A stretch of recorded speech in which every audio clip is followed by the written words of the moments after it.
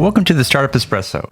I'm Hall T. Martin, the host of the show, where we talk about raising funding for your startup and the time it takes to have an espresso. I hope you enjoy this episode. Hello, this is the Startup Espresso. I'm Hall T. Martin, and we help startups and investors connect for funding. Today, we'll talk about the deal structure you should use for your fundraise.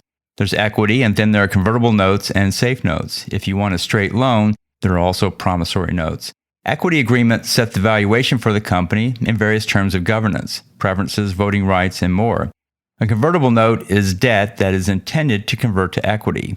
A convertible note has three terms: the interest rate, discount rate, and cap rate. The interest rate is how much interest is earned while the investment is in the note form. The interest is not paid out, but rather accumulated and converted to equity later. The discount rate is how many additional shares the holder will receive when it converts to equity. The convertible note holder came in early to the deal and should receive more than those who came later. Finally, there's the cap rate, which determines how the note converts to equity. The conversion will depend on the valuation set in the next round. Safe notes are similar to convertible notes, but often leave out one or more of the key terms. Convertible notes typically convert on a time frame such as 3 to 5 years or on an event such as a major equity funding. Thank you for joining us for the Startup Espresso. Let's go start up something today.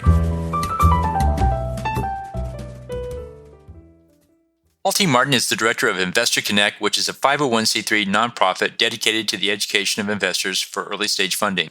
All opinions expressed by Hall and podcast guests are solely their own opinions and do not reflect the opinion of Investor Connect.